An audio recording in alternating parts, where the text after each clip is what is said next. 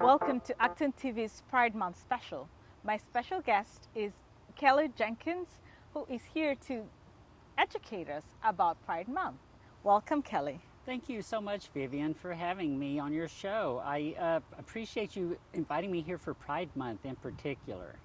Yeah, I mean, it's a pleasure. You know, many new people who have recently come to this country don't know what Pride Month is. Could you tell us in detail what this month is, how it started, and what it signifies? I can give you and the audience a little bit. It's kind of like with any big significant thing that's happened in history, it sort of morphs into a legend, and so there's like myths that form around things. But kind of what I know from the Pride origin story is that back in the 60s, there was a place called Stonewall Inn in New York, and it was raided by the police. And this had been an ongoing thing that had happened multiple times in the history of the city, well, all over the nation. And finally, a group of people said enough is enough. And they kind of stood up to the police and they started protesting what the police were doing, and it turned into the Stonewall Riot, which was a multi-day event. And there were trans people involved, there were gay men, there was trans women, there was lesbians. Like, there was all of these people that were kind of together at that moment that said enough is enough. And where the legend and who really knows how it all plays out, there's several stories about maybe Marsha P. Johnson was the one that threw a brick at the police that started the riot. Maybe she came the next day. But anyway, the point of how it started to that detail is, in my opinion, is kind of a side story. What's important is we finally stood up and said enough is enough. And then the next year, we decided to have another commemoration Pride to commemorate the Stonewall, and it's grown every year to where it's now become an international event. For the benefit of our viewers, you have used we in your statement. Can you just explain to us how you fit into this picture, if that's okay? Right. So when I say we, I'm a transgender woman, meaning when I was born, the doctors held me up, looked at my body, and based on everything that they saw, they told my parents that they had a baby boy. If I'd had the ability to kick that doctor in the shins right then and there and tell him that he was wrong, I would have done so, because the doctor got it wrong with me. Yes, I might have outwardly appeared to be a male, but there is so much more to being a human being than just that. And so I am a transgender woman, so I have actively embraced my identity and my authentic self as a transgender woman, and that's why I say we, because I understand what they did in that moment has made it possible for me to sit here with you now, Vivian. And you know, when you talk about the anger that you feel toward the doctor, there's been a lot that's been said by different members in our communities, both locally and internationally, that we cannot defy biology.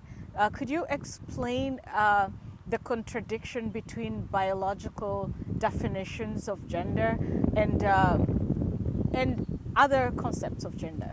So, for me, biologically, the human body is on a spectrum. Everything about it is on a spectrum. Whether we are tall or short as humans, we have that. What our skin tone color is on a spectrum. The size of our nose, the size of everything is on a spectrum. Our skeleton. There's not a male skeleton and a female skeleton. There's a spectrum with crossover and biologically. And I feel like that the same thing happens with gender identity. So my biological sex is what the doctors put on my birth certificate according to them. Now for me, biological sex goes far beyond that, Vivian, and they've learned that biological sex, we know that biological sex goes far beyond just whether you have an XX or an XY chromosome. That's right. Like just a tiny, tiny part of it. And for me, I know that I'm on this spectrum somewhere, and yes, biologically, I am XY, but that's just one part of it. My gender identity, who I am and who I've known myself to be since I was old enough to walk, is a girl. And where the trouble happened for me was people didn't believe me, because the doctor told them when I was born that I'm a boy, so therefore that's what I have to go with my whole life. But that's not how it worked for me. From 3 years old, I've known I was a girl. And what have been some of the challenges of living that dual identity of the medical part of the world defining you as a male, but you defining yourself as a female? Whew, that's a big question, because what ends up happening is in our society, medical professionals have a lot of authority, and they dictate steps and procedures that transgender individuals have to go through to become our authentic selves medically.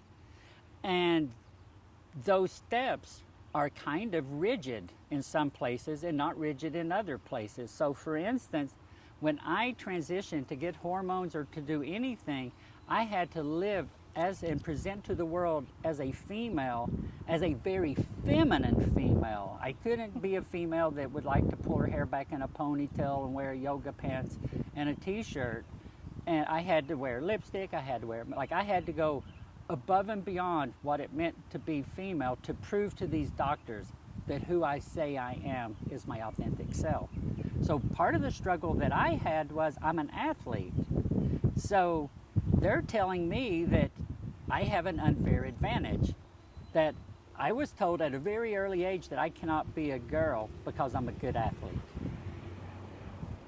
And now I have the medical profession saying, well, you know, with hormones and with things like that, actually you can compete on a fair playing field with other women.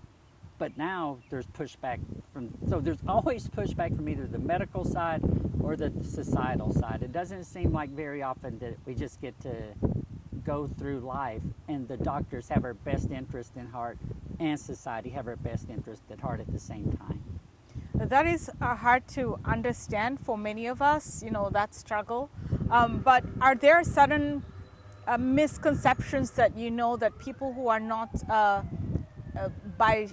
transgender or people who are not part of the LGBTQ family usually have? I think one of the biggest misconceptions that I think it's a misconception, it's the inability to understand, so therefore they can't accept. Mm-hmm. I think that's the biggest, most challenging part for me is I will never know what it's like to be certain people in our population, ever. Black? Like black. I will never know what it's like. I will never know any part of it. I will never know what it's like to be an immigrant in this nation.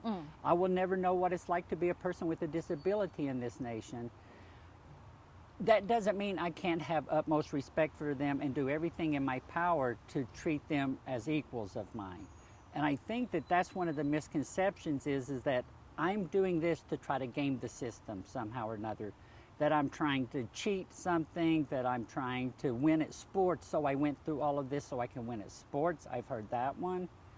I've heard that I just chose to do this. And so for me, it's the level of understanding can get you so far, but then you just have to be empathetic and you have to respect that this is who I am. And in what ways has policy, both at a local level and national levels, disadvantaged the transgender person, or even just the LGBTQ community? So in our nation, luckily we have a bunch of states' rights. So like each state in our nation has its own individual sets of rights. And a lot of those states have laws that prohibit transgender people from having equal access to, say, employment.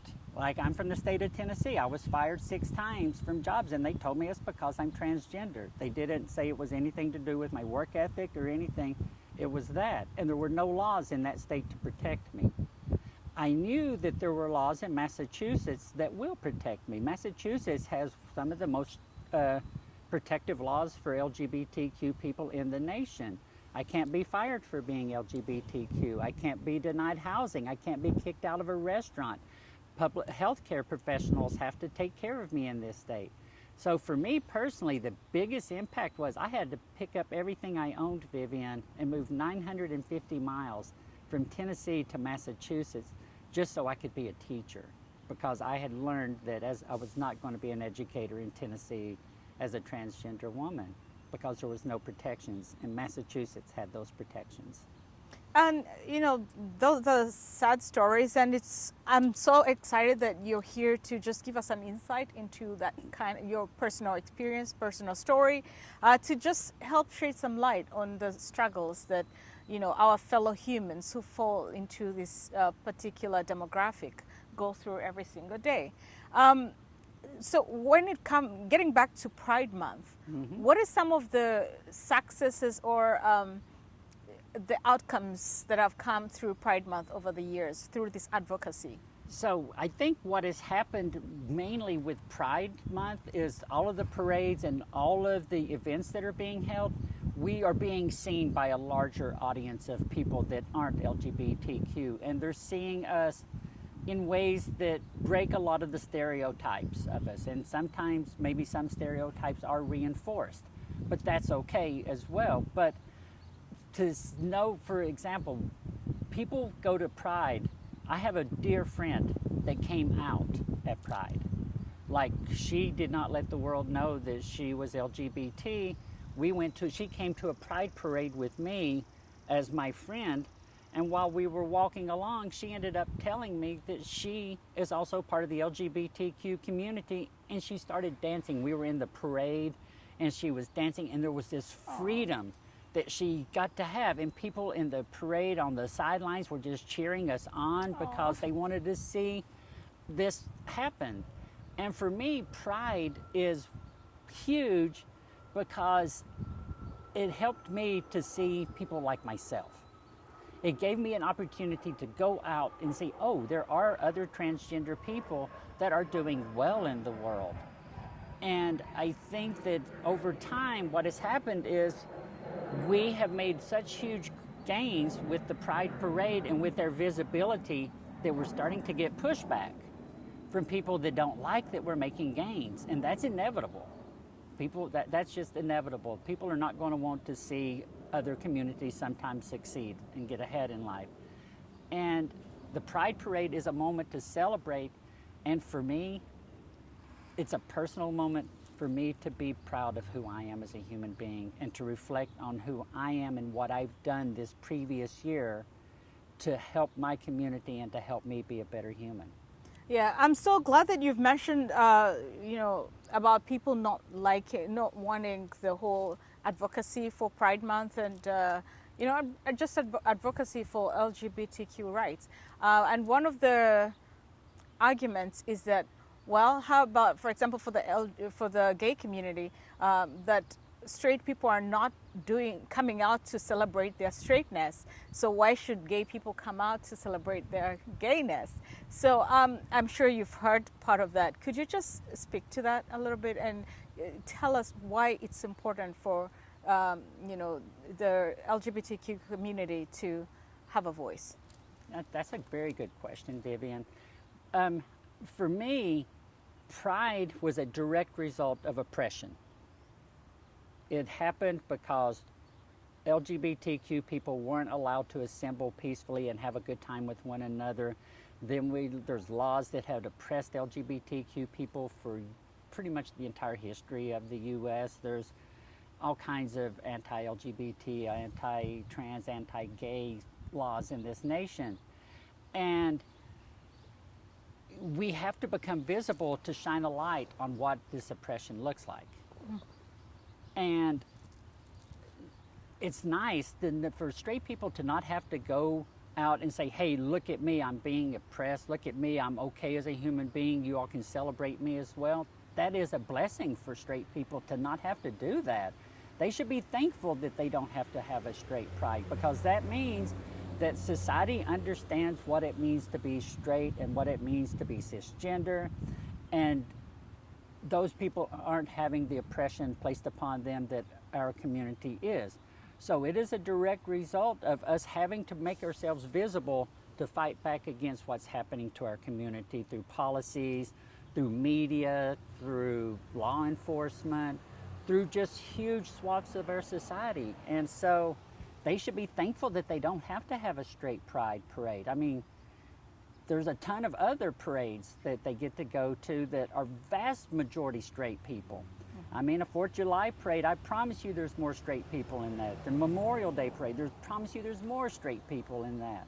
Yeah. And so this thing that us having a pride parade somehow or another isn't fair because it's you don't have something. We've not had something our entire history in this nation. We've not had equal rights. So this is our reason to have to show ourselves as prideful people. You've mentioned something that also struck out. First of all, that enlightenment is very important for us to understand. You mentioned the struggles with law enforcement. Can you just speak a little bit to that? Because I want to try to understand, maybe our viewers would love to understand the relationship between this community and and law enforcement. Okay, and so absolutely, and nothing is a monolith. Yep. All law enforcement are not bad people. I actually, during the Yes on 3 campaign here in Massachusetts, I interviewed Mike Araklio from Acton Police, and it was a wonderful interview. The man was fully on board with us having full rights and full protections and was a full-on advocate for us. So there is no such thing as a monolith in any community. All transgender people aren't the same, all black people aren't the same, aren't all the same, and all police aren't all the same. Yeah, But I think that's why I wanted to kind of shed light on what you meant. But I can tell you a personal story of mine with an interaction with law enforcement. Okay. So when I was a child, I was raised in a very rural town in East Tennessee, Clinton, Tennessee. And I had gone shopping into a store. I was presenting as a male then. I was probably 16, 17, 18 years old. So I was still presenting as a male. I hadn't had the courage to let the world know of my authentic self. I was shopping in the women's section. The people, the sales associates, the people working at the store found it odd that I was shopping in the women's section by myself, so they called the police on me. Oh. So the police came and approached me while I'm shopping, so I'm already nervous because here I am shopping in the women's section, which apparently was taboo enough to have the police called on me in the first place. So the police start questioning me as to why I'm shopping in the women's section. And I'm stuck with this dilemma of, do I tell them the truth that, oh, I'm shopping for myself, or do I lie? So now I'm having to decide what to do. And the police, I could tell, were snickering at me a little bit. They kind of found it a little bit humorous that I was in the women's section shopping. Why would they find it humorous? Because, I mean, anyone can shop in any section. But yes, the reason why is they didn't understand that I was a trans woman. And all they saw was a man shopping in the women's department with no one else there, and it was suspicious. Oh, wasn't that common? Like for it people happened to me, so. Okay. And so we have this. We want the help. We understand that we need the police to help us do things, but we also understand that at times their authority can cause problems in our world just by their authority being present. Like I wasn't doing anything in the store other than trying to find a cute outfit for myself. After that, I didn't ever go into that store ever again. I didn't want to go shopping in women's sections ever again because the police were called on me for shopping in the women's section, and the police followed up on it. That's terribly disturbing. Instead of going to those people and saying, that person can shop in there, they're not doing anything wrong. Instead, I was approached and had to explain. And it's those kind of situations that stick in your head for your whole life. Yeah, that's terribly concerning because I would think, I would question the store clerk or associate who calls the police on people who are just shopping and living their lives. So I guess, you see, it's important for us to hear your stories because we don't understand sometimes or even realize that transgender people or people in the LGBTQ community, I beg your pardon, are going through these emotional emotional experiences that dehumanize them. We need to hear your story and other stories from people in the LGBTQ community who feel dehumanized by the actions of their neighbors, actions of policymakers, actions of employees, and I mean employers and employees. So discrimination is definitely unacceptable, because at the end of the day, we're all human. So that is one principle I live by. You know, we're all human beings at the end of the day. We all bleed red. And I don't know, what message would you have for members of our community? I think the first thing that can happen is we have Google now. We have the internet, and education. You can just take a couple of minutes and educate yourself on a topic, and don't just look at one source for that information. There are multiple sources of information on every topic. I have transgender friends in my life that I don't agree with on their politics whatsoever, but that's okay, because I want to have people that differ from me in my life. Mm-hmm. And so educate yourself. And another thing is, watch ActonTV. You all, and I'm going to point at the sign there back behind us, ActonTV. You all have to have one of the most diverse productions of shows anywhere out there. Like, you have shows that are from every continent, it seems like, every type of person imaginable. And you've let me come on this station and have my television show as well. And so I think giving us the opportunity to tell our stories, and when you hear that a trans person is willing to tell their story, or somebody from the LGBTQ community is wanting to tell their story, go listen to it with an open heart and open mind. And you don't have to agree with all of the story, but you do have to understand that's a human being telling that story. And I also think that chances are that everybody has somebody that's LGBTQ in their life, whether they know it or not. Chances are you have met a trans person and you have them in your life and they didn't tell you. Before I transitioned at the age of 40 and I presented to the world as a man, I was still a transgender woman. I was still a woman. I just wasn't brave enough to tell the world that I was. So just realize that we're part of your families, we're part of your community, we're your co-workers, we're your children, we're your parents, we're your grandparents, we're your loved ones. And just, for goodness sake, be kind to one another. Just be nice. Thank you, Kelly. I wanted to add to that list that we are, people in the LGBTQ community, our blood donors, organ donors, restaurant chefs at our favorite restaurants. So at the end of the day, when we're selecting what blood to get from the hospitals, what food to eat, we don't use the criteria of what sexuality or identity a person is. And with that, I would like to thank you, Kelly, for taking the time to come and just take us through the journey of being a transgender woman and also a member of the LGBTQ community, and what Pride Month means to us. Thank you so much. And can I just say, I want your shoes. Oh my gosh, those are so beautiful. Thank you. These are they are the rainbow shoes that represent hope and love. Everybody deserves love, and everybody deserves hope. So, oh my goodness. Gin shoes. Dorothy would have loved to have had those instead of those ruby slippers she had. Thank you, Kelly. Thank you, Vivian, so much. It's been a pleasure and an honor hosting you on the show today. I appreciate it so much. All right, take it.